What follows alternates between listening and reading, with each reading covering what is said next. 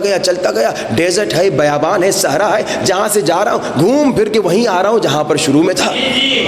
کئی گھنٹوں سے چلتا پھرتا گیا، تھک گیا، پیاس بھی لگ رہی ہے، گرمی بھی ہے، اب اتنی پیاس لگی کہ موت سامنے تھی، بس موت سامنے تھی۔ کہا اب میں مشکل میں گرفتار ہو گیا، کیونکہ میں سنی تھا تو میں نے اپنے بزرگوں سے مدد مانگی۔ کہا مجھے اچانک اپنی ماں کی بات یاد آئی۔ بڑی سے بڑی مشکل زندگی میں آ جائے نا، ایک بات یاد رکھنا، ہمارا ایک مددگار ہے۔ اللہ الرحمن الرحیم۔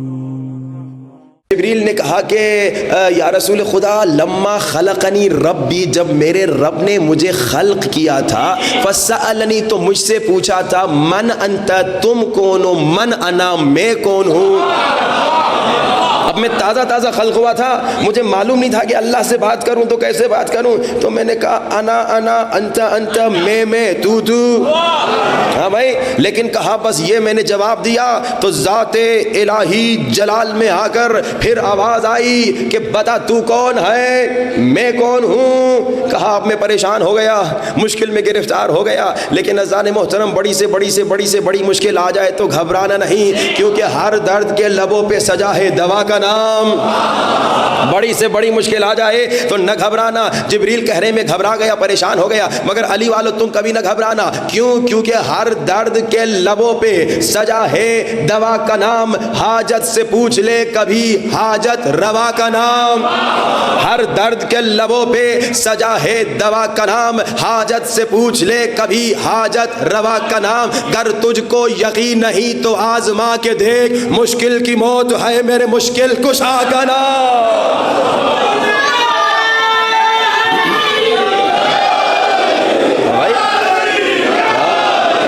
گر تجھ کو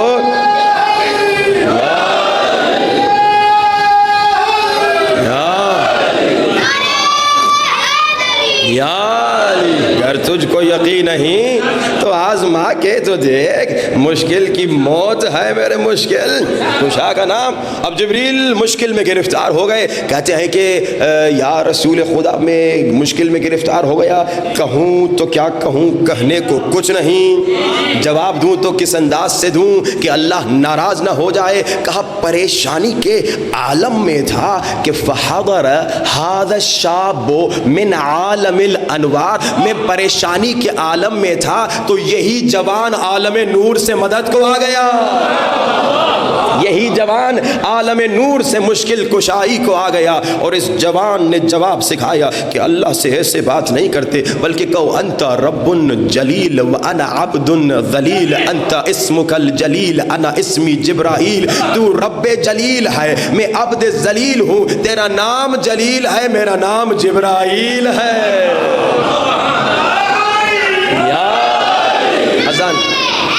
یا علی، تو آپ نے دیکھا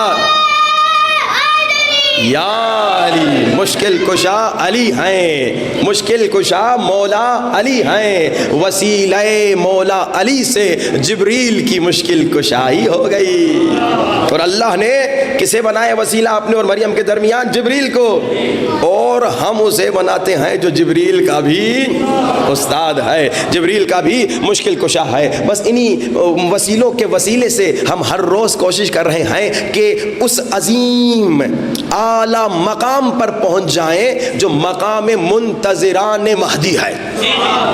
یہی اشارہ تقریباً ہر روز مختصر کر رہے ہیں کہ ہمارے اندر وہ صفات آ جائیں، امام زمانہ کا انتظار کرنے والوں کی صفات ہمارے اندر آ جائیں تو بس پھر تو ہم اعلیٰ مقام پہ پہنچ گئے۔ بھائی اس سے بڑا مقام اور کیا چاہیے؟ کہ کل آپ نے سنا کہ جو امام زمانہ کے لیے انتظار کر رہا ہے، جو حقیقی انتظار کر رہا ہے، وہ مثال میں نے آپ کو بتائی تھی نا کہ بھائی مہمان گھر میں آیا، تیاری کوئی نہیں، وہ والا سچا انتظار نہیں، جو امام زمانہ کا حقیقی انتظار کر رہا ہے، اس شخص کو اللہ وہی مقام دے گا جو بدر اور احد میں رسول کے ساتھی و صحابی شہید ہو گئے تھے۔ یعنی وہ بدر میں اور احد میں شہید ہونے والوں کا مقام اللہ دے گا. یعنی حضرت حمزہ جتنا مقام جو جنگ میں شہید ہوئے, جنگ احد میں شہید ہوئے, اتنا عظیم مقام ملے گا. اس مقام تک ہم نے پہنچنا ہے وسیلہ اہل بیت سے. لیکن کیسے؟ اب مختصر ہم ہر روز اشارہ کر رہے ہیں. ہم نے کیا کہا کہ بھائی صفات منتظران مہدی کیا ہے, امام زمانہ کا انتظار کرنے والوں کی صفات کیا ہے یا ان کی ڈیوٹی کیا ہے. ایک ہم نے کہا امام پہ پیسہ خرچہ کرو, جیسے میں نے کہا 15 شعبان کو خرچہ کرو امام زمانہ پہ, ہر جمعے کو دعائے ندبے کا انتظام کرو. اچھا ایک اور بات بھی ابھی آپ کو سناؤں, تھوڑی ابھی سناتا ہوں, تھوڑی آخر میں بھی سناؤں گا. کل ایک مومن آیا میرے پاس, اس نے کہا قبلہ آپ نے اتنے دعائے ندبہ کے فضائل سنائے ہیں, تو پھر کل جمعے کا دن ہے, کیوں نہ دعائے ندبہ رکھ لیں. میں نے کہا بات تو آپ نے اچھی کہی ہے, لیکن میں دعائے ندبہ اس شرط پہ پڑھوں گا کہ 300 مومنین کم سے کم آ جائیں. البتہ میں نے 200 کہا تھا, ابھی میں نے 300 کر دیا. تو میں نے کہا کہ 300 مومن آئیں گے تو پھر میں دعائے ندبہ انشاءاللہ پڑھوں گا, اور وہ بھی صبح 4:30 بجے. صبح 4:30. اچھا امتحان ہے. انہوں نے کہا مولانا کہاں اتنے لوگ آئیں گے. میں نے کہا امتحان دیکھیے, جیسے میں نے کہا تھا نا تیاری, اگر کوئی مومن کہے میں اس وقت تیاری کروں گا کہ جب امام زمانہ آئیں گے, تو آپ کو وہ مولوی پسند نہیں جو آپ کے سامنے بیٹھ کے مجلس بنائے, تو امام کو ایسا شیعہ کہاں پسند. ٹھیک ہے نا. اب یہ امتحان ہے. اگر آپ کہیں امام زمانہ آئیں گے تب ہم امتحان دیں گے, تو پھر تو میرے خیال میں فیل ہی ہو جائیں گے. ابھی ذرا آپ سب کا ٹیسٹ ہے, میرے پہلوں کے مومنین جتنے ہیں ان کا ایک ٹیسٹ ہے کہ امام زمانہ کے لیے صبح 4:30 بجے کتنے مومنین دعائے ندبہ پہ آئیں گے.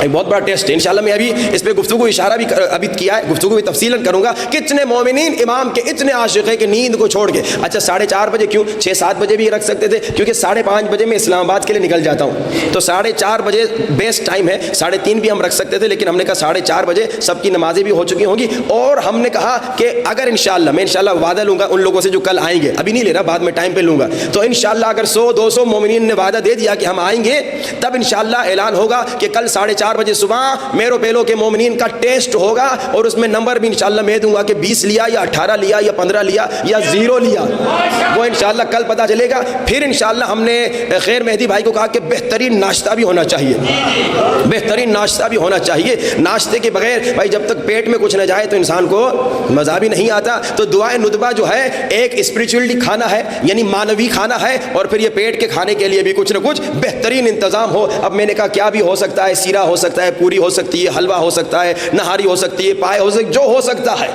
جو ہو سکتا ہے. مجھے نہیں معلوم کیا اتنی تھوڑی دیر میں ہو سکتا ہے, کیونکہ مجلس کے ختم ہونے سے پہلے میں وعدہ لوں گا. جب 100-200 مومنین نے ہاتھ اٹھا کے وعدہ کر لیا, ایک مومن نے کہا مولانا 200-400 مومنات آئیں گی. میں نے کہا نہیں, میرے سامنے 200 لوگ ہوں گے, تو جو خواتین تو میرے سامنے نہیں ہوں گی, تو اس لیے انشاءاللہ. اور کل 9 محرم بھی ہے, کل 9 محرم بھی ہے, ایک بہت بڑا امتحان ہے. ہم لوگ کہتے ہیں نا کہ مولا کاش میں کربلا میں ہوتا, اپنی جان دیتا. اب دیکھیں نیند قربان کریں گے یا نہیں, اب یہ ایک ٹیسٹ ہوگا. لیکن اب میں صرف اشارہ کرتے ہوئے آگے بڑھ رہا ہوں کہ ہم نے کہا امام زمانہ کا انتظار کرنے والوں کی صفات, امام پہ پیسہ خرچہ کرو. آپ نے سنا کہ 15 شعبان دعائے ندبہ, اس میں انتظام کرو, اس میں خرچہ کرو. اور پھر کیا کہا امام نے فرمایا اگر ہمیں پیسہ نہیں دے سکتے تو ہمارے چاہنے والے اگر مشکل میں ہیں انہیں دے دو, پیسہ ہمیں مل جائے گا, ثواب وہی لکھا جائے گا گویا تم نے امام کو دیا. اور کل گفتگو یہاں پر پہنچی کہ امام کے چاہنے والوں کی صفات یہ ہے, امام زمانہ کا انتظار کرنے والوں کی صفات یہ ہے, امام زمانہ کا انتظار کرنے والوں کی ڈیوٹی یہ ہے کہ آپس میں محبت سے رہیں,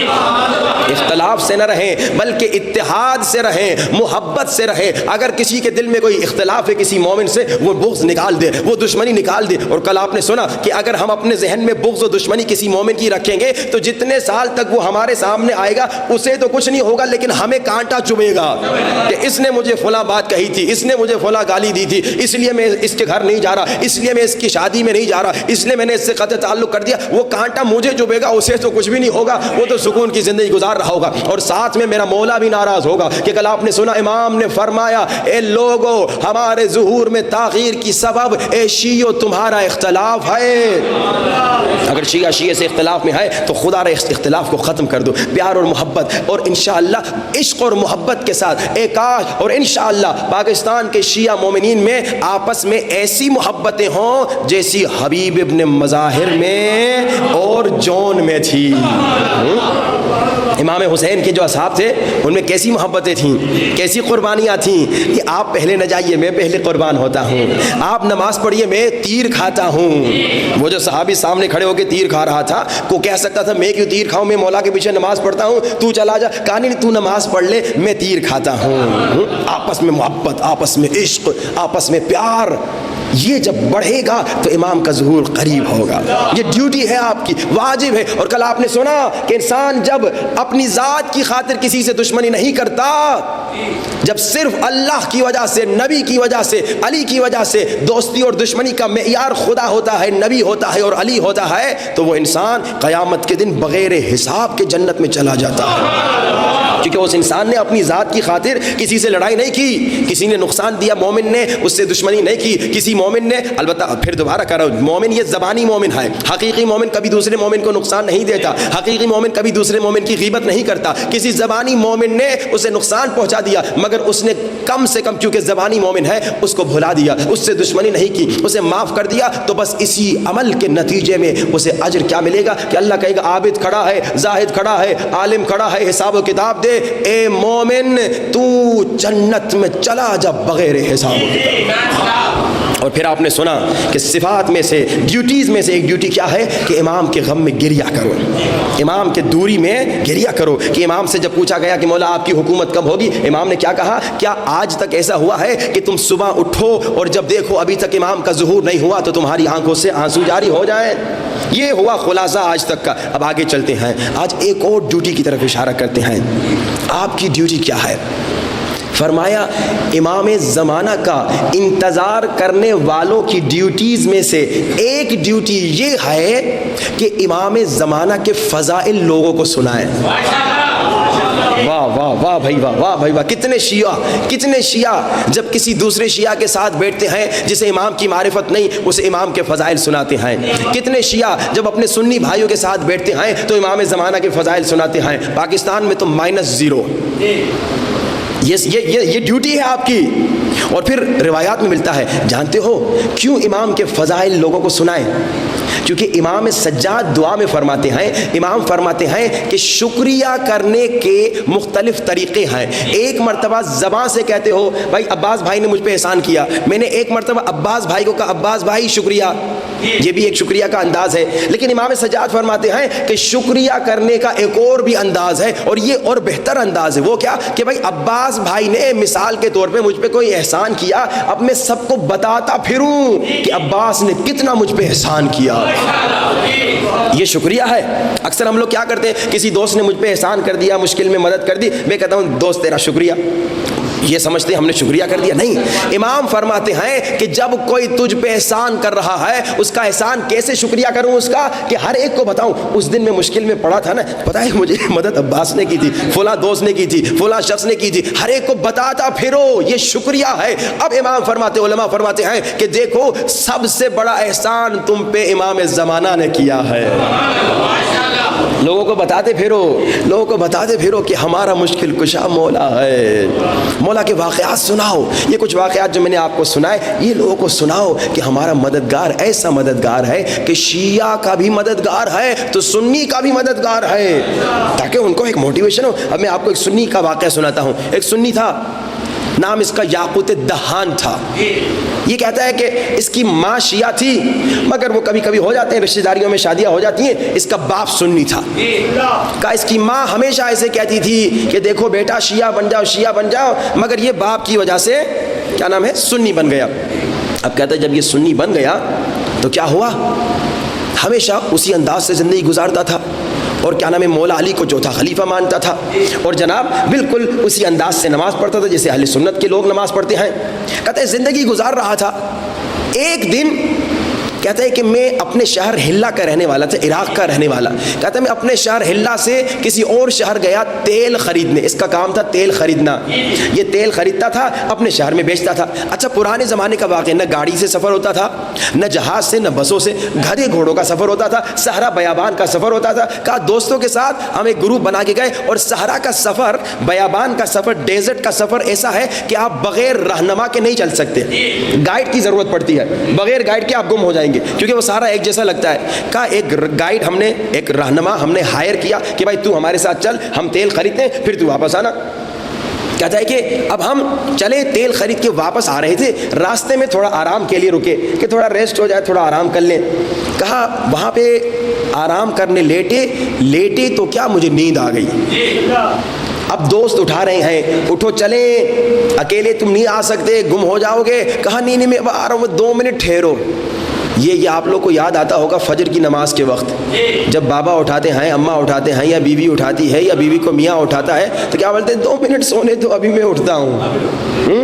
یہ لوگ الارم جو ہے نا موبائل میں 2 قسم کے ہوتے ہیں, ایک اسنوز, ایک ڈسمس. ڈسمس یعنی بالکل بند, اسنوز یعنی 5 منٹ کے بعد اٹھانا. تو اکثر لوگ ڈسمس نہیں کرتے, کہتے اسنوز 5 منٹ کے بعد اٹھتا ہوں. یہ 5 اور اتنا 2 منٹ 5 منٹ کرتے ہیں کہ نماز قضا ہو جاتی ہے. اس نے بھی یہی کہا بس 2 منٹ میں اٹھتا ہوں, 5 منٹ میں اٹھتا ہوں, تھوڑی دیر میں چلتا ہوں. اور جناب دوستوں نے آخر میں کہا بھائی دیر ہو گئی, کہا چلو تم چلو میں آ رہا ہوں, چلو میں آ رہا ہوں. اب دوستوں نے سمجھا یہ آ رہا ہے. اب دوست چلے گئے غائب ہو گئے. یہ خوب سو کے اٹھا فریش کہ بھائی ماشاء اللہ اچھی نیند ہو گئی. دیکھا سارے دوست جا چکے ہیں. اب اس نے ہمت کی, کہا چلو میں چلتا ہوں, مل جائے گا راستہ. سخت گرمی تھی, عراق کی گرمی تو مشہور ہے, اور گرمیوں کے موسم میں تو عروج پر. کہا میں چلتا گیا, ڈیزرٹ ہے, بیابان ہے, صحرا ہے, جہاں سے جا رہا ہوں گھوم پھر کے وہیں آ رہا ہوں جہاں پر شروع میں تھا. کہا کئی گھنٹوں سے چلتا پھرتا گیا, تھک گیا, پیاس بھی لگ رہی ہے, گرمی بھی ہے. اب اتنی پیاس لگی کہ موت سامنے تھی. بس موت سامنے تھی. کہا اب میں مشکل میں گرفتار ہو گیا, کیونکہ میں سنی تھا تو میں نے اپنے بزرگوں سے مدد مانگی کہ مدد کرو. میں نے کہا 1 مدد کرو, 2 مدد کرو, 3 مدد کرو. کوئی مدد نہیں ہو رہی. کہا بالکل اب میں ختم ہو چکا تھا, بالکل ختم ہو چکا تھا. کہا مجھے اچانک اپنی ماں کی بات یاد آئی. میری ماں شیعہ تھی. اس نے کہا بیٹا بڑی سے بڑی مشکل زندگی میں آ جائے نا, ایک بات یاد رکھنا, ہمارا ایک مددگار ہے یوسف زہرا امام زمانہ, مشکل میں اسے بلانا وہ ضرور مدد کو آئے گا. یار مشکل میں حیدری, مشکل میں اسے بلانا وہ حیدری آ جائے گا. اب اس نے کہا جب میں نے سب سے مدد مانگی, یا علی میں نے سب سے جب مدد مانگی تو میرے جو 1 2 3 تھے انہوں نے تو مدد نہیں کی, میرے جو بزرگ تھے انہوں نے مجھے مدد نہیں کی. میں نے کہا ٹرائی کرنے میں کیا حرج ہے, اب میں مر رہا ہوں تو پھر تو بہتر یہ ہے کہ میں اپنی موت سے خود کو بچا دوں. اور پھر کہا کہ اگر واقعی حقیقتاً یہ یوسف زہرا, یہ امام زمانہ مجھ سنی کی مدد کو آئے گا تو میں وعدہ کرتا ہوں کہ میں سنی نہیں رہوں گا, شیعہ ہو جاؤں گا. جو مجھے بچا رہا ہے میں اسی کا پیروکار بنوں گا, میں کہیں اور کیوں بھٹکاتا رہوں.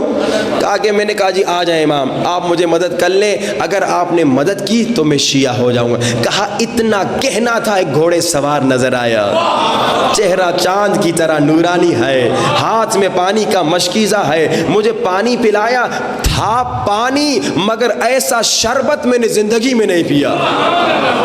اتنا مزیدار, اتنا میٹھا, اتنا زبردست پانی کہ شربت بھی جتنے میں نے پیے تھے اتنے مزیدار نہیں تھے. میں نے پانی پیا. میں نے کہا ایک گھوڑے سوار آپ کا بڑا شکریہ, آپ کا بڑا شکریہ کہ آپ نے مجھے مدد کی, آپ نے مجھے نجات دی. اب مجھے یہ بھی بتا دیجئے کہ میں واپس کیسے جاؤں, میں یہاں چل چل کے تھک گیا ہوں. کہا کہ دیکھو یہاں سے جانا, کوئی رستہ بتایا, سیدھا جانا, یہاں سے جانا اور تھوڑی دیر میں تم پہنچ جاؤ گے ایک شہر میں, لیکن یاد رکھو جو وعدہ ہم سے کیا ہے اسے نہ بھولانا.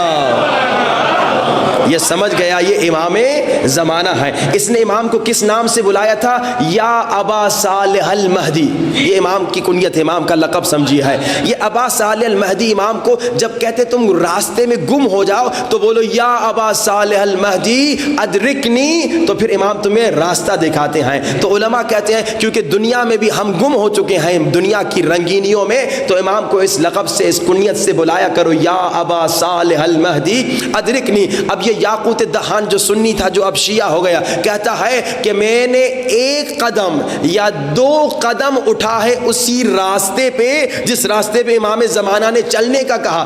1 قدم یا 2 قدم اٹھائے میں اس شہر میں پہنچ گیا، میں اس شہر میں پہنچ گیا جس میں میرے دوست جو مجھ سے کئی گھنٹے پہلے جا چکے تھے میرے کئی گھنٹے بعد پہنچے۔ دیکھیے امام کی، اللہ اکبر، اللہ اکبر، یا رسول اللہ، زندہ باد، زندہ باد، مردہ آباد، مردہ آباد، بے شمار، بے شمار۔ کہا کہ اللہ جل، اللہ جل، اللہ جل، اللہ جل، الأجل الأجل الأجل الأجل۔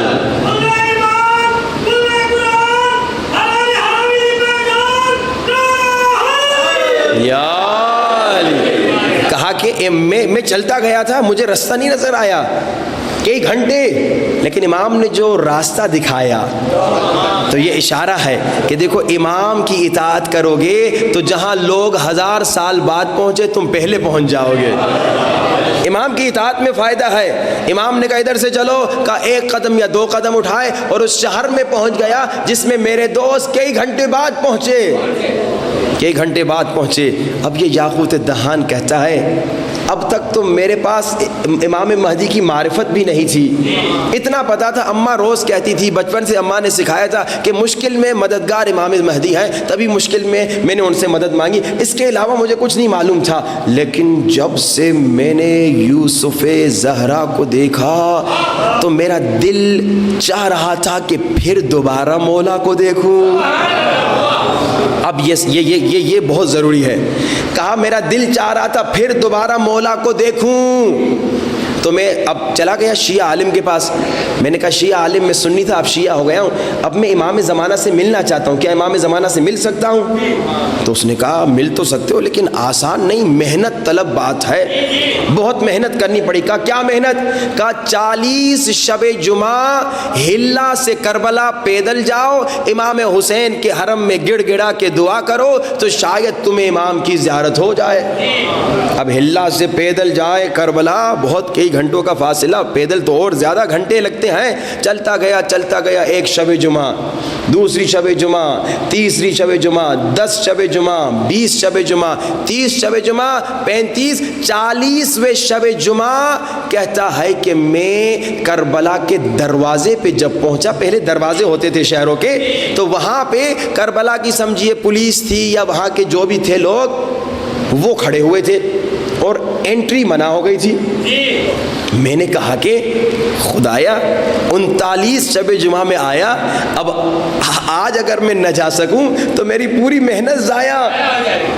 اور وہ کیا مانگ رہے تھے؟ کوئی ڈاکیومنٹس مانگ رہے تھے، سمجھیے آج کی زبان میں پاسپورٹ، ID کارڈ۔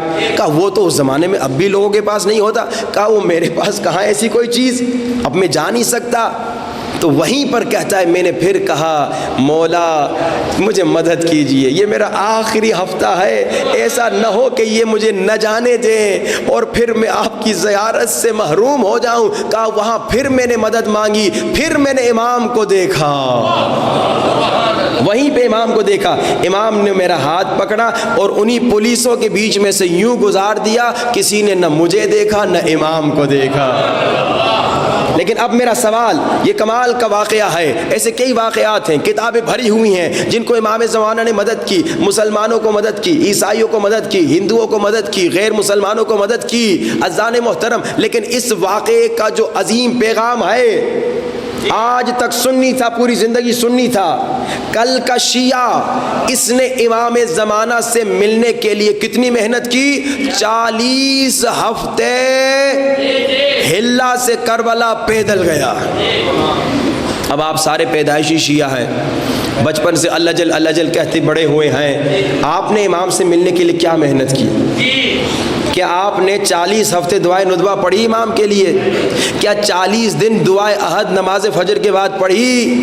اگر نہیں پڑھی تو اب سوال ہے کہ بھائی یہ کیسا عشق ہے؟ اس یاقوت دہان نے کہا جب ایک مرتبہ میں نے امام زمانہ کو دیکھا اب مجھ سے رہا نہیں گیا، مجھ سے رہا نہیں گیا کہ زندگی میں امام زمانہ کو دیکھے بغیر گزار دوں، نہیں، کہا میں پھر امام کو دیکھوں گا، میں بار بار امام کو دیکھوں گا، کاش کہ کوئی نسخہ مل جائے، کوئی طریقہ مل جائے کہ میں امام کو بار بار دیکھوں، جتنی محنت ہو میں کروں گا۔ 40 ہفتے کل کا شیعہ، پوری زندگی کا سنی، جیسے شیعہ ہوا 40 ہفتے پیدل ہلا سے کربلا گیا، صرف اس لیے کہ دوبارہ امام زمانہ کو دیکھ لے۔ آپ نے امام کے لیے کیا محنت کی، کیا قربانی دی؟ اگر عشق میں قربانی انسان کر دیتا ہے نا، جب انسان کسی کا حقیقی عاشق ہوتا ہے، سچا عاشق ہوتا ہے، جیسے میں نے کہا کہ اگر آپ امام کے، اگر ہم امام کے حقیقی عاشق ہو جائیں، پکے عاشق ہو جائیں، سچے عاشق ہو جائیں، تو کبھی گناہ نہیں کریں گے، کیونکہ امام کہہ رہے ہیں گناہ نہ کرو۔ عاشق معشوق کی بات مانتا ہے، عاشق معشوق کی اطاعت کرتا ہے، عاشق معشوق کو خوش کرتا ہے۔ میرا مولا خوش ہوتا ہے کس چیز میں؟ جب ہم دعائے ندبہ پڑھیں، جب ہم دعائے عہد پڑھیں، جب ہم آپس میں متحد ہو جائیں، جب ہم مومنین کو مدد کریں، جب ہم گناہوں کو چھوڑ دیں، مولا خوش ہوتا ہے۔ تو کیوں نہیں کرتے مولا کو خوش؟ کیوں ابھی تک اختلافات میں زندگی بسر کر رہے ہیں؟ کیوں ابھی تک ہمارے پاس پیسہ بھی ہے، معلوم بھی ہے فلاں مومن مشکل میں، مگر اس کی مدد نہیں کر رہے؟ معشوق کو خوش کرو نا۔ عاشق ہو اگر امام زمانہ کے، تو امام زمانہ تمہارے اگر معشوق ہیں تو امام کو خوش کرو، اور امام سے ملنے کے لیے محنت کرو، کیونکہ عاشق اپنے معشوق کے لیے تڑپتا ہے، عاشق اپنے معشوق سے ملنے کے لیے بڑی کوشش کرتا ہے، بہت محنت کرتا ہے۔ عاشق کیا چاہتا ہے کہ ایک ایک لمحہ اس کا معشوق کے ساتھ گزرے۔ ایسا ہے نا بھائی، جب کسی کو، میں میاں بیوی کی مثال نہیں دیتا، لیکن باپ بیٹے کی مثال یہاں دیتا ہوں۔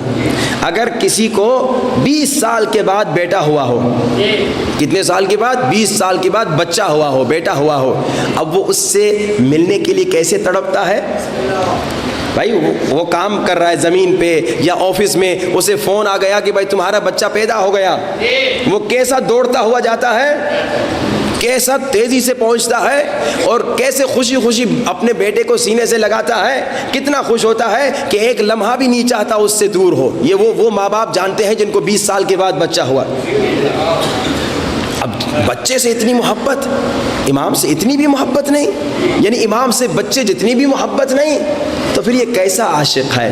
آج میرو بیلو کے عاشقوں کا ایک امتحان ہے کہ کتنے امام زمانہ کے عاشق ہیں۔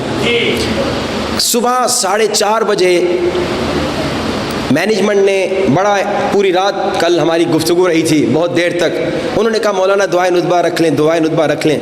میں نے کہا ایک شرط پہ رکھوں گا، کم سے کم 200 مومنین مرد میرے سامنے بیٹھے ہوئے ہوں، تاکہ میں چاہ رہا ہوں کہ دیکھوں کہ بھائی 9 محرم کو کتنے مومن آ رہے ہیں۔ کہا مولانا گھر میں رکھ لیں گے، 20-25 لوگ آ جائیں گے۔ میں نے کہا نہیں، مومنین سے امتحان لینا چاہ رہا ہوں، کوئی سخت امتحان نہیں۔ نماز فجر پہ تو ویسے ہی آپ سارے اٹھتے ہیں، جتنے بیٹھے ہیں مجھے یقین ہے نماز قضا کرنے والا کوئی نہیں بیٹھا، نماز فجر پہ پکے اٹھتے ہیں۔ تو جب نماز فجر پہ اٹھ رہے ہیں تو تھوڑی دیر آپ اور بیٹھ جائیں، نماز فجر کے آدھے گھنٹے کے بعد 4:30 بجے، اور میں لمبی بھی نہیں پڑھوں گا، زیادہ سے زیادہ 45 منٹ، یعنی 4:30 بجے شروع کی تو 4:15 بجے میں ختم کر دوں گا۔ اس کے بعد ناشتہ بھی خیر مہدی بھائی کمال کا کھلائیے گا، ایسا ناشتہ کہ وہ پوری زندگی یاد رہے، دعائے ندبہ والا ناشتہ، بڑا بھرپور ناشتہ بھی ہوگا۔ اب امتحان ہے، جو مومن وعدہ کر رہا ہے کہ کل آئے گا وہ ہاتھ اٹھائے، سوچ سمجھ کے ہاتھ اٹھائیے گا، کل پکا آنا پڑے گا۔ اچھا خیر مہدی بھائی سب کو دیکھ لیں، پھر کل پوچھیے گا کہ کیوں لوگ نہیں آئے۔ اچھا یہ ہاتھ اوپر رکھیے گا، میں ذرا گننا چاہ رہا ہوں کہ 200 لوگ ہوں گے کہ نہیں۔ 1 منٹ، یہ ہو گئے 10 20 بچے اپنے ابو کے ساتھ آئیے گا، اگر ابو نہیں آئے تو زبردستی لائیے گا۔ 30 40 50 60 70 80 تقریباً 120 کے قریب لوگوں نے وعدہ کیا ہے۔ میں نے کہا تھا کہ 200 لوگ اگر وعدہ کریں گے تو میں دعا پڑھوں گا، اب کیا کریں؟ اب بتائیے کیا کریں؟ مجھے جو میں نے گنا 120 لوگوں نے وعدہ کیا ہے. چلے ٹھیک ہے، آپ کے پاس ٹائم ہے، کل تک لوگوں کو فون کر کے زبردستی بلائیے گا. 200 لوگ ہونے چاہیے انشاءاللہ، کم سے کم. اگر 2000 ہو تو بسم اللہ. مومنات جتنی آ سکتی ہیں آئیں، لیکن مرد کیونکہ میرے سامنے ہوں گے، مجھے 200 مرد چاہیے، یا کم سے کم اتنا مجمع ہو جتنے ابھی مومنین بیٹھے ہیں انشاءاللہ. تو خدا را یہ آپ کا امتحان ہے. میں تو کل میری آخری مجلس ہے، اس کے بعد عاشور کے مصائب پڑھ کے میں چلا جاؤں گا. پھر پتہ نہیں کبھی زندگی رہی، کبھی ملاقات ہوئی یا نہیں ہوئی، لیکن میں چاہ رہا ہوں کہ یہ ایک آغاز اچھا ہو. اور 9 محرم ہے، ہم وہی ہیں جو کہتے ہیں مولا کاش کربلا میں ہوتے اپنی جان قربان کرتے. اب امام زمانہ کے لیے دیکھیے آج نیند قربان نہیں کر رہے، اگر تو پھر جان کہاں کیسے قربان کریں گے؟ انشاءاللہ اس میں مصائب بھی ہوں گے، اس میں فضائل بھی ہوں گے، کیونکہ دعائے ندبہ ایسی دعا ہے جس میں شروع میں فضائل ہیں، پھر اس میں مصائب ہیں، پھر اس میں عشق و عاشقی ہے امام زمانہ کے ساتھ. کمال کی دعا ہے. البتہ میں پوری نہیں پڑھ پاؤں گا 45 منٹس میں، مجھے پوری دعائے ندبہ پڑھنے میں 2-3 گھنٹے لگتے ہیں، کیونکہ میرے پاس ٹائم نہیں ہے تو میں کم پڑھوں گا، لیکن انشاءاللہ کوشش کروں گا کہ بھرپور انشاءاللہ لطف آئے تمام مومنین کو. لیکن اگر یہ مجمع جو ابھی میرے سامنے بیٹھا ہے نا، اگر یہ آ جائے تو میں آپ کو بڑی دعائیں دے کے جاؤں گا. یعنی مجھے خوشی ہوگی کہ ماشاءاللہ مہرو پہلو کے جو مومنین ہیں ماشاءاللہ ان کو امام زمانہ سے بڑی محبت ہے، بڑا عشق ہے. اب 500 صلوات والے بھی ہاتھ اٹھائیں. ماشاءاللہ آج تعداد 500 صلوات والوں کی بڑی ہے ماشاءاللہ. اللہ آپ سب کو صلوات کی بلند ترین صلوات.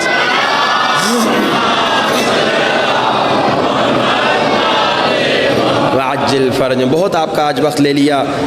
اور کہاں کے مومنین؟ جہاں کے مومنین آ جائیں. وہ اسلام آباد والے بھی اٹھ کے آ جائیں. نہیں سارے مومن آ جائیں.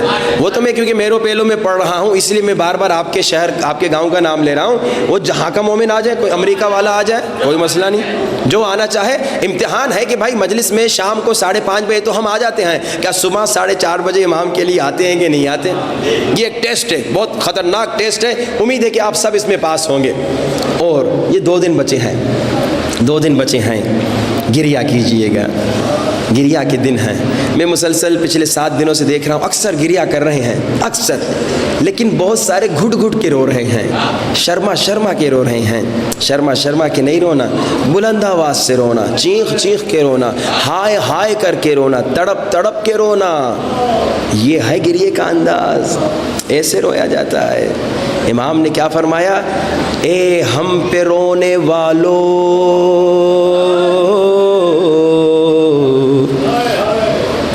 جب تم ہمارے غم میں روتے ہو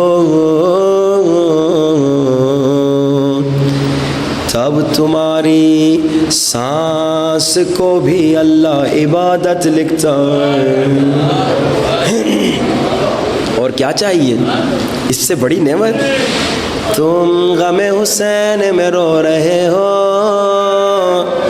اللہ فرشتوں سے لکھوا رہا ہے، لکھ دو اس کا سانس لینا بھی عبادت. سینوں پہ ہاتھ رکھیے، آنکھوں کو بند کیجئے،